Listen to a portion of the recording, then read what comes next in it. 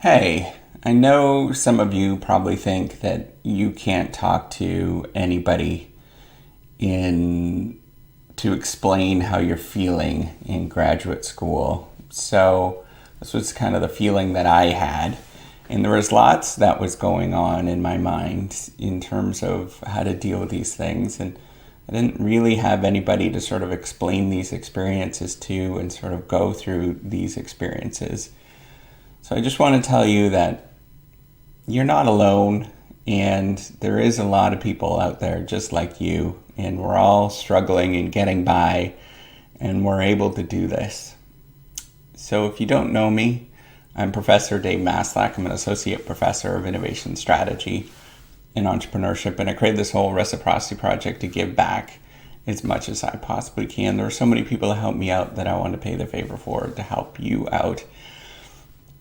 You know, it's really difficult for me to talk about this often, where I felt so alone. So if you don't know my story, my parents were not well off in any sort of way. My dad was an immigrant that came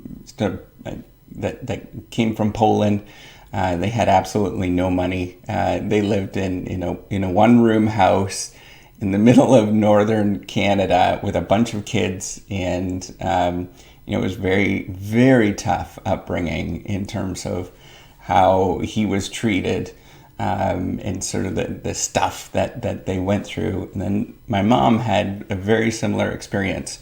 Grew up in sort of a very poor environment as well. So when they had me, we had gone through a lot, or they had gone through a lot already. So they had lived in a garage to save up for money for their house, and then that tells you, what it was like, right? So they lived in a garage for, I don't know how long it was, but to save up money to buy a house. And then once they had me, I was one of 5 kids at that time. Actually, one of them had unfortunately, she was murdered for whatever. I don't want to talk about it at this moment because I think the story is really long. But they went through a lot, and I was the youngest and the first one to go away to university. One of the first ones to actually finish high school, and sort of have the passion for high school in a lot of the family. Even extended family is sort of a big thing. To do this, to go through and experience all these things, living in a rural town. There's 6,000 people that were there, and growing up and all that kind of stuff. My grandpa was an alcoholic, World War II vet, and this really traumatized my family. These sort of things were really deep, very deep in terms of how they felt about things. And so going away to university was really foreign, just absolutely foreign. I remember having arguments. My dad didn't want me to go away to university. This was a big thing because obviously it was expensive. And it was a daunting thing to go through. And so it was my way of rebelling, of all things, was to go away to university and, get a college degree. How crazy is that? That was my way to rebel, was to say, I'll stick it to you. I'll really give it to you by going away and getting a college degree. This thing really resonated with me, but there was actually something that sort of was more difficult than that. And it was the fact of going into this environment where you look around and you see people from totally different environments, where they just kind of didn't really get what I went through, I think, of going through these things of, people that actually had parents that went away to university. It was like, that was unheard of for me. I was like, what? That's really bananas. So all of my friends that were in my undergraduate, they all had parents that went away to university. And I didn't experience that. That wasn't my experience at all. It was a real struggle for my parents to actually finish high school. My dad never finished. My mom finished once I went away to university, and when it was a big thing for our family, a big thing. Not going to get into that, but it was a very big thing for us. So it was very daunting to go through all of these things. And what I really noticed, or the thing it still holds me back a lot, it still really makes me struggle with things, is when I deal with other people that I think are of higher status or of higher order, whatever you want to call it. I get extremely nervous still, because this was sort of built into the family, that if you were not of working class, if you weren't sort of, if you weren't dirt, you weren't sort of doing the grind, and anything that wasn't sort of part of that was considered really foreign, and, more than foreign. It was like, we felt bad. We felt like we weren't good enough. We felt that they were somehow better, but really they just had a different life circumstance. There was nothing that was any different between us and them. They just had a slightly different life circumstance. And this was really really baked into generations of our family, where people, we didn't come from much. My grandma was an orphan. My mom's mom was an orphan. And, dealing with these sort of emotions and dealing with this was really holding the whole family back in terms of how we interacted with people. And this is really real, and it is difficult for me to talk about. But I think it's important for you to know, because I know that there's probably more than me that's going through this. But I want you to know, when you're going through this, is there's so many people that are just like you, and I'm not the only one. You're not the only one that's experiencing these kind of things. Maybe you don't have it quite as bad as what I had it, in terms of having these sort of stigmas of what it feels like to be with somebody that was, of higher status. Man, it was so scary to interact with some of these folks, just even like friends at school. I was just really nervous of dealing with other people. I still have this feeling. It's never going to go away.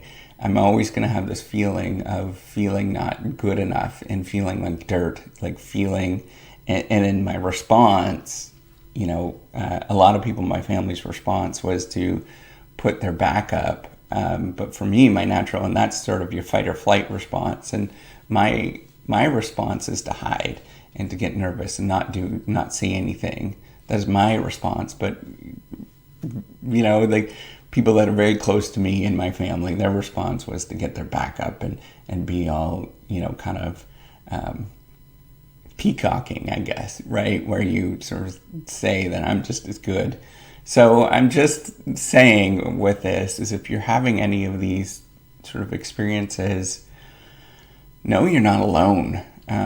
There's a lot of people that go through what you're going through, and yeah, I'm just one giant nerd that's going through this kind of stuff as well. And I just thought it would be nice to let you know that you really can do this. If I did this, and now we're okay, we're doing okay, and we've sort of adjusted to these kind of things. It took me a long time to adjust to it, a very, very long time. So if you're going through any of these kind of things, go talk to somebody, go get therapy. That's going to be very helpful for you. But also, know that you're not alone, and you're a normal person, that what you're experiencing is very real, but at the same time, you are doing something wonderful. Don't ever discount what you're doing. Don't lose faith in yourself at this moment. You are doing some incredible things, and it's hard and it's daunting.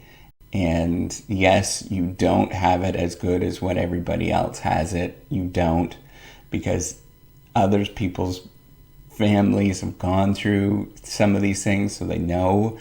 But if this is your first experience and you're like me, yeah, it's going to be an uphill battle. You're going to have a lot of things that you're going to experience, and you're going to come through a lot of discoveries with what you're doing. So actually, I'm thinking right now, it's kind of funny that, I grew up I have ADHD. I didn't know that until about 2 years ago. And the reason why we figured that out, it was just sort of through happenstance, where I was sort of at my wife was going through and sort of reading up on some of the stuff, and she said, "This is you." I said, "Yeah, I can't remember names. There's no way I'm going to remember who you are very shortly. I'm so forgetful. All these kind of things, and it's like very symptomatic of it." And so dealing with this and the struggles that I had of I was in special ed until I was in like 5th grade.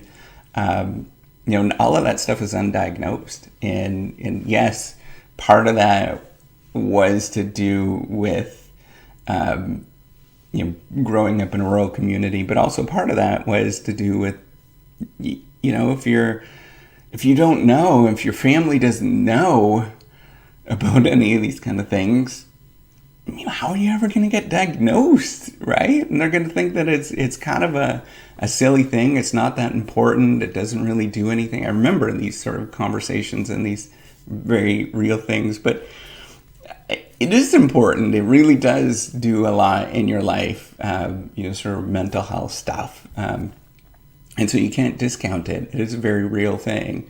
I don't take medication. And I manage it in other ways through exercise and taking breaks and things like that. But, it is a really kind of incredible thing to go through and to look back of all these kind of things and putting these pieces of the puzzle together. But I want you to know that you are not alone. You will go through a lot of things and you'll discover so much about yourself, and that you are an incredible, real, authentic person. And if you're struggling in any sort of way, you got this. You really can get this at this moment. It is not going to be out of your control. And if you do have anything that's holding you back, just be okay with it. It's who you are as a person, and this is going to be your life. And be you. Be the great person you actually are. So that's all I want to say. I just want to give you some encouragement that you can do this. You're incredible, and keep going.